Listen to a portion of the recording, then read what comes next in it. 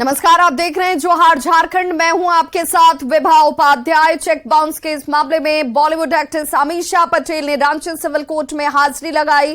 Court ने अमीषा पटेल को खुद पेश होने के लिए कहा था। कोर्ट में अमीषा ने सभी आरोपों से इनकार किया है। अमीषा पटेल की तरफ से अधिवक्ता जयप्रकाश ने बहस की। आपको बताते चलें कि अमीषा पटेल पर साल 2017 से चेक बाउंस का केस चल रहा है। आरोपों के मुताबिक फिल्म बनाने के नाम पर अजय सिंह ने 3 करोड़ रुपए अमीषा पटेल के खाते में ट्रांसफर किए, लेकिन जब फिल्म नहीं बनी तो अमीषा ने पैसे वापस नहीं किए, जिसके बाद अजय सिंह ने अमीषा पटेल के खिलाफ केस दर्ज करवाया। अब अमीषा पटेल को कोर्ट में ट्रायल फेस करना होगा। तो एक्सक्लूसिव तस्वीरें इस वक्त आपके टीवी स्क्रीन पर, जहां पर बॉलीवुड एक्ट्रेस अमीषा पटेल जो है वो आज कोर्ट में पेश होने के लिए पहुंची हुई थी। अजय सिंह ने अपने पैसे वापस लेने की इनसे मांग की थी, जिस मामले में चेक बाउंस हुआ, और उसके बाद से लगातार इस वक्त अमीषा पटेल की मुश्किलें जो हैं वो बढ़ी हुई हैं, क्योंकि अमीषा पटेल को कोर्ट में अब ट्रायल को फेस करना है। अमीषा पटेल के अगेंस्ट में केस हुआ है, कंप्लेन केस किया हुआ है, जो कि चेक डिसऑनर हुआ था उनका 3 करोड़ का, उसके अगेंस्ट में हुआ था 2018 में। उसी के अगेंस्ट में आज उनका अपीयरेंस कम सब्सटेंस था, उस सब्सटेंस पे उन्होंने नॉट गिल्टी प्लीड किया है, जिसके अगेंस्ट में वो प्रोसीड करना चाहती है तो वो प्रोसीड करेंगी।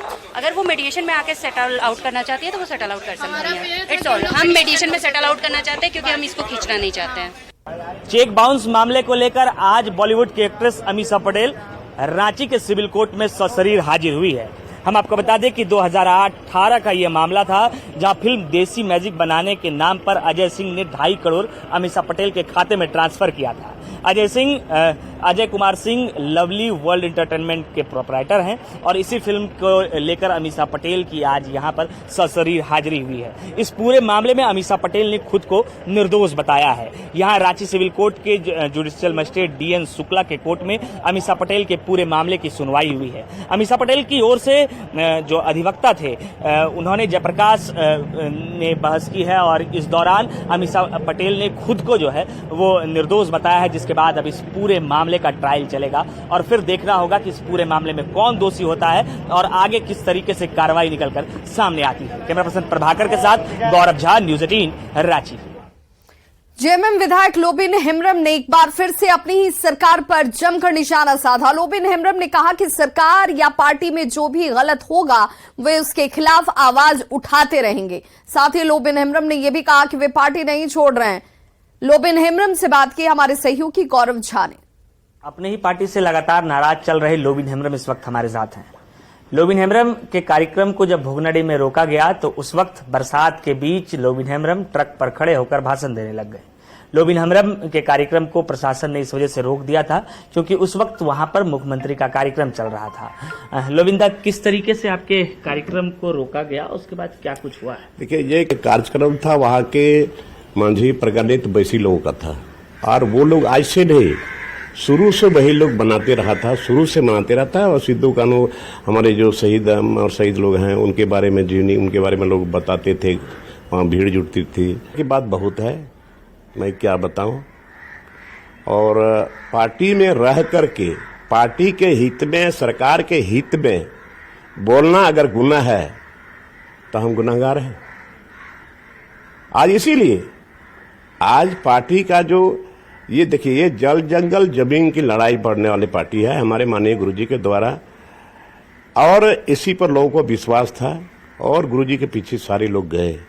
ये राज्य भी अलग हुआ, बट ये जल जंगल जमीन लड़ाई से ये पार्टी अभी भटक गई है। अभी हम कहीं नहीं जाएंगे। बहुत लोग बोलता है ये बीजेपी का टट्टू बन गया है। अरे टट्टू बने हैं, थोड़ा संभल के बात करो कि हम किस बीजेपी नेता से बात किए। पहले भी बोले कौन बीजेपी के नेता से हम बात किए और कहां बात किया और क्या बात की है, इसको तो आप सार्वजनिक करो। मेरे साथ लोबिन हेम्ब्रम थे, जिनका कहना है कि पार्टी छोड़कर तो नहीं जा रहे हैं, लेकिन पार्टी के अंदर जो गतिविधियां चल रही हैं, जो भी गलत हो रहा है, उसके खिलाफ मुखरता से आवाज उठाते रहेंगे। कैमरा पर्सन प्रभाकर के साथ गौरव झा, न्यूज़ 18 रांची। समान नागरिक संहिता पर इस समय देश भर में बहस छिड़ी हुई है। चूंकि पूरा मसौदा अभी सामने नहीं आया, इसलिए यूसीसी को लेकर जो बातें अफवाह के रूप में उड़ रही हैं, उसको लेकर मुस्लिम समाज में अभी भ्रम की स्थिति है। रांची में मुस्लिम समाज के बुद्धिजीवियों और सामाजिक कार्यकर्ताओं से न्यूज 18 ने खास बातचीत की। चर्चा के दौरान जो बातें सामने आई, उससे ऐसा लगा कि समान नागरिक संहिता को लेकर अफवाह ज्यादा और सच्चाई से रूबरू लोगों की कमी है। समान नागरिक संहिता पर मुस्लिम बुद्धिजीवियों से बात की सहयोगी संजय कुमार सिन्हा ने। देश में समान नागरिक संहिता पर इसमें बहस छिड़ी हुई है। सभी लोग खुलकर अपने विचार रख रहे हैं। गोवा में समान नागरिक संहिता लागू है, उत्तराखंड में लाने की तैयारी है। हम इसमें बैठे हैं कुछ बुद्धिजीवियों के साथ, प्रबुद्ध लोगों के साथ, प्रोफेसर के साथ, सामाजिक कार्यकर्ता के साथ। रांची के कुछ लोग हमारे साथ हैं, उनसे बात करें कि केंद्र सरकार जो समान नागरिक संहिता पर उसको लाने पर विचार कर रही है। लॉ कमीशन एक लोगों से विचार भी ले रहा है कि आप लोग अपने अपने विचार रखिए। ये बहुत अच्छी चीज़ है कि लॉ कमीशन जो है विचार मश कर रहा है और विचार मश में जो बातें आनी चाहिए उस पर अमल होना चाहिए। और रही समान की, तो इसमें चूंकि हमारा देश जो है जमहूरी मुल्क है और यहाँ पे हर समुदाय, हर बिरादरी, हर जात, हर मजहब के लोग रहते हैं। और मसला ये है कि धर्म सबका एक नहीं है, धर्म अलग अलग है और हर आदमी जो है अपने धर्म का सम्मान करते हुए कोई भी फैसला जब होता है तो उसी को माना जाता है। जैसे हमारे यहाँ शादी और निकाह और तिलाक का मसला है तो उसको कोर्ट के जरिए से नहीं, बल्कि हमें जो कुरान का हुक्म होगा उस पर हम चलेंगे। जो अगर हम लोग हिंदुस्तान में रहते हैं तो फिर एक कानून से परहेज क्यों है? नहीं, कानून से परहेज नहीं है हम लोगों का। यहाँ पर जो देश में जो क्रिमिनल लॉ है हम लोग उसको मानते हैं, लेकिन जो सिविल लॉ है तो हमारी अपनी एक परंपरा है, हमारी एक अपनी धार्मिक पहचान है, हमारी रूढ़िवादी प्रथा है। तो इन सारी परंपराओं का हमें निर्वाह करना और सबकी अपनी अलग धार्मिक आस्था, धार्मिक पहचान है, तो उसके अनुसार हम लोग जो है गाइड होते हैं। और ये सदियों से होते आ रहा है, कोई आजकल का ये मसला नहीं है, बरसों से होते आ रहा है।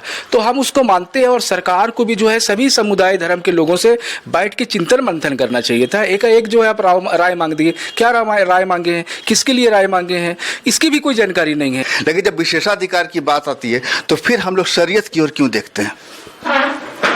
देखिए, आप शरीयत की बात कर रहे हैं, ऐसा हरगिज नहीं है। हमारे यहाँ शरीयत कहा जाता है, लेकिन यहाँ और भी समुदाय के लोग और भी धर्म के लोग रहते हैं। हमारे ईसाई हैं, आदिवासी हैं, विभिन्न संस्कृतियों, सभ्यताओं, धर्मों के मानने वाले हैं।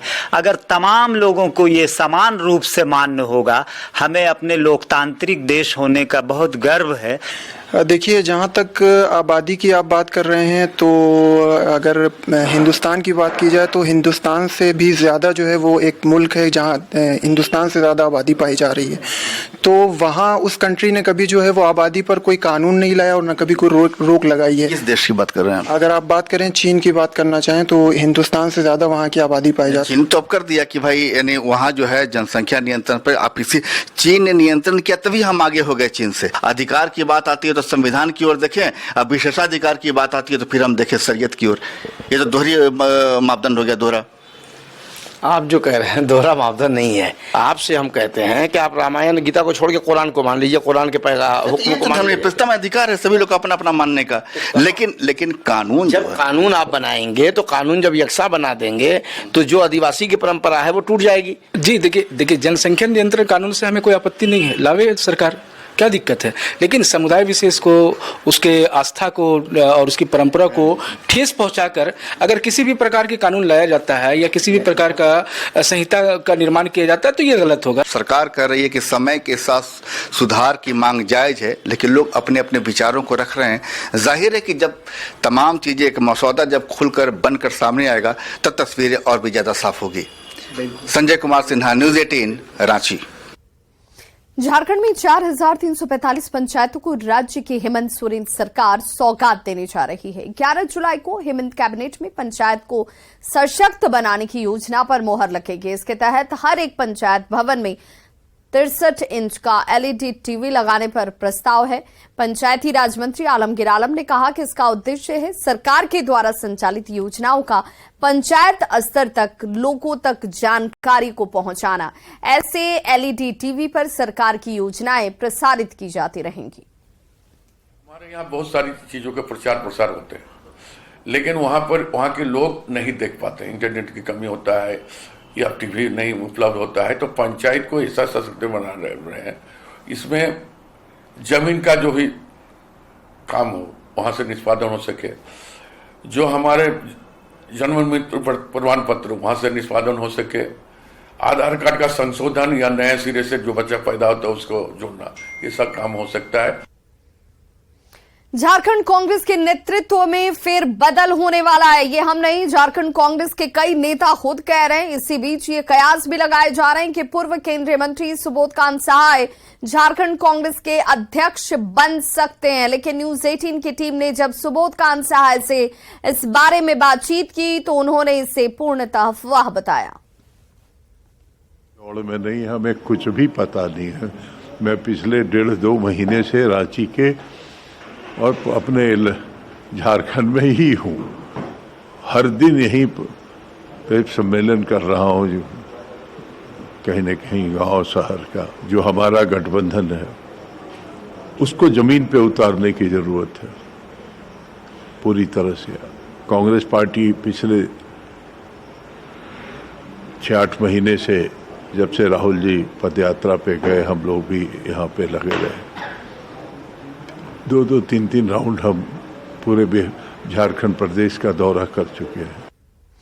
गिरिडीह जिले के कोदम्बरी में सप्ताह में एक बार बड़े पैमाने पर चंगाई सभा का आयोजन किया जाता है, जिसमें यहां पर आने वाले लोगों की बीमारियों को प्रभु यीशु की कृपा से दूर करने की बात कही जाती है। यहां पर आने वाले लोग, जिनमें अधिकतर महिलाएं होती हैं, उनका इस प्रकार ब्रेन वॉश किया जाता है कि वे भी मानने लगती हैं कि उनकी बीमारियां यहां आने मात्र से ही ठीक हो जा रही हैं। यहां पर आने वाली महिलाएं जो पहुंचती हैं, उनका ये कहना है कि वे लोग ईसा मसीह को नहीं मानते, लेकिन पति परमेश्वर को मानती हैं, क्योंकि पति परमेश्वर हिंदू देवता है। हालांकि यहां पर हो रही चंगाई सभा को लेकर अखंड हिंदू एकता मंच के राष्ट्रीय अध्यक्ष ने अपनी आपत्ति जाहिर की और सरकार के साथ स्थानीय प्रशासन से तत्काल कार्रवाई की मांग की। विश्वासी पर अच्छा, विश्वासी पर 1 टका भी छोड़ देते भेंट ना, तो उनका देखो महान है आशीर्वाद। हाँ, कौन बताया आपको यहाँ आने से ठीक हो जाता है? हमरा बताए, देखो हमारे यहाँ से गोतनी, पहले गोतनी है, बोले गोतनी काल के बोलते वहाँ जी भी तो ठीक हुई, तभी देखो एलिए यहाँ। बजरंग बली मानते हैं, निर्जला एकादशी करते हैं, छठ व्रत करते हैं, दुर्गा जी का उपासना तो करते हैं। आपको ठीक नहीं हुआ जो यहाँ पे क्रिश्चियन वाले में आए हैं? नहीं, हम लोग क्रिश्चियन जो है सो हम लोग नहीं मनाते हैं, हम पिता परमेश्वर को मनाते हैं, प्रभु मनाते हैं यहाँ आकर के। मित्र के कोदमरी एक जगह है जहाँ पे हम लोगों ने एक बार इस पे विरोध भी किया था और एसडीएम एसडीपीओ के साथ हम लोगों ने छापा भी मरवाया था, लेकिन फिर से मुझे वहाँ से कॉल आ रहा है और लोग मुझे बोल रहे हैं कि फिर से वहाँ पे चालू हो गया। तो मुझे तो लगता है कि यहाँ का सरकार भी इस मामले को अनदेखा कर रही है। तो मैं सरकार से भी आग्रह करता हूँ कि इसको अपने नज़र में रखे और इस पे प्रतिबंध लगाने का काम करे। कोडरमा से बड़ी खबर आ रही है, जहां चंदवारा में भीषण सड़क हादसा हुआ है। कार के परखच्चे उड़ गए हैं। हादसे में 2 लोगों की मौत हो गई है, जबकि 4 लोग घायल बताए जा रहे हैं। चंदवारा में ये भीषण सड़क हादसा, जिस हादसे में देखिए कार के पूरे परखच्चे उड़ गए, 2 लोगों की दर्दनाक मौत हो गई, 4 लोग जख्मी हैं। पंजाब हरियाणा के रहने वाले ये सभी लोग बताए जा रहे हैं। थर्मल पावर प्लांट में काम करते थे। पेड़ से इनोवा कार जाकर टकराती है, जिसके बाद 2 लोगों की मौत हो गई। 4 लोग जो जख्मी हैं, उन घायलों का अस्पताल में इलाज इस वक्त चलता हुआ। तो देखिए, इस हादसे में कार पूरी तरह से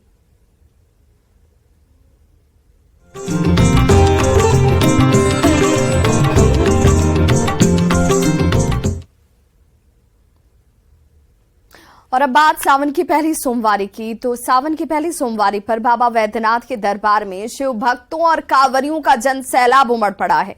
बाबा के दर्शनाभिलाषी रात से ही दर्शन की आस में मंदिर के प्रांगण में जुट गए थे। देवघर के तीर्थ स्थल बैजनाथ धाम में स्थापित शिवलिंग 12 ज्योतिर्लिंग में 9वां ज्योतिर्लिंग है। इस महान तीर्थ की प्रतिमा का प्रताप इतना विशाल है कि सावन की पहली सोमवारी के दिन करीब 1 लाख शिव भक्त बाबा के शरण में पहुंचे। सुबह 3 बजे से विधिवत पूजा अर्चना के बाद 4 बजे से बाबा का द्वार भक्तों के लिए खोल दिया गया। तभी से बाबा वैद्यनाथ पर जलार्पण और शिव वाचन का विहंगम दृश्य नजर आने लगा है। कामना सबकी यही कि पहली सोमवारी पर भगवान भोलेनाथ की कृपा सब पर बनी रहे।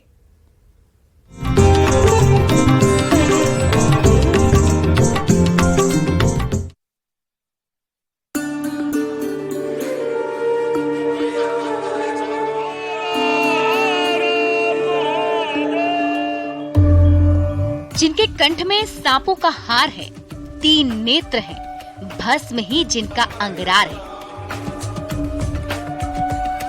दिशाएं ही जिनका वस्त्र हैं, उन शुद्ध अविनाशी महेश्वर बाबा बैद्यनाथ को नमस्कार है। आज श्रावण की पहली सोमवारी है। ऐसे में बाबा बैद्यनाथ धाम में कांवरियों की भीड़ उमड़ पड़ी है। आस्था का जनसैलाब देवघर के बाबा बैद्यनाथ धाम में देखने को मिल रहा है।